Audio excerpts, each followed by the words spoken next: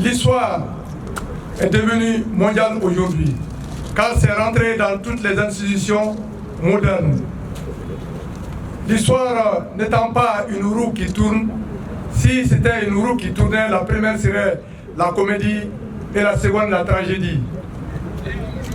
Beaucoup de choses se sont passées il y a tant d'années qui ne sauraient être acceptées aujourd'hui par les jeunes. La création du musée des armées remonte dans les années 1998, quand l'ex-président, M. Alpha Oumar Konaré, ayant visité le musée central de l'Algérie, ressentit le besoin d'en créer au Mali. C'est ainsi qu'une commission a été mise sur place et le musée a vu le jour en mars 2006 et a accueilli ses premiers publics. Monsieur le Président, le musée a reçu des missions, entre autres une mission de recherche, un établissement, une direction scientifique. Après la recherche, nous avons la collecte des objets.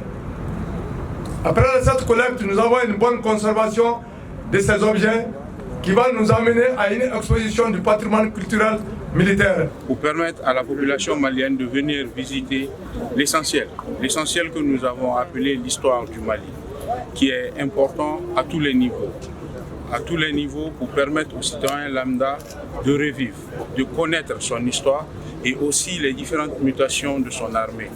Ici, aujourd'hui, nous avons différents corps d'armée ici présentes, la garde nationale, la police, l'armée de l'air. Nous avons aussi l'armée de terre et des démembrements de l'armée de terre. Nous avons aussi des partenaires, comme vous l'avez pu constater, l'école de maintien de la paix, qui a voulu aussi un stand pour présenter son école d'excellence. L'amicale s'inscrit dans un engagement citoyen et dans cet objectif-là, ces batteries d'activités ont permis aux citoyens de savoir ce qu'est l'amicale des anciens élèves du Britannique militaire Mali, mais aussi de mieux comprendre le rôle de l'armée auprès de sa population, auprès de sa nation. Nous avons voulu cette activité sur une semaine pour permettre à la population malienne de mieux connaître son armée, mais aussi de connaître les rôles régaliens des différents corps des armées.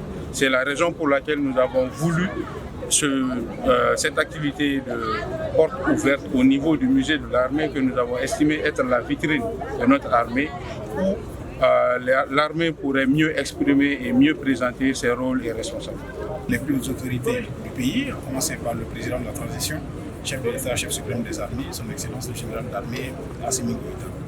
Également le ministre de la Défense et des anciens combattants et le chef d'état-major général des armées ont pleinement soutenu cette initiative et ont autorisé l'ensemble des forces armées et de sécurité à participer en tenant des stands et en expliquant à nos concitoyens ce que fait notre armée, quel est le rôle, quelles sont ses missions, quels sont ses équipements et qui sont les hommes et les femmes qui arment nos différents services. C'est un message important que l'AEPM transmet là, parce que c'est un message de soutien aux forces armées, c'est un message de solidarité qui montre que l'armée malienne, émanation du peuple, ne se bat pas seule, ne se bat pas pour elle-même, elle se bat pour la nation malienne et les citoyens sont prêts à l'accompagner, à la connaître davantage, mais aussi à œuvrer pour que son travail soit efficace sur le terrain.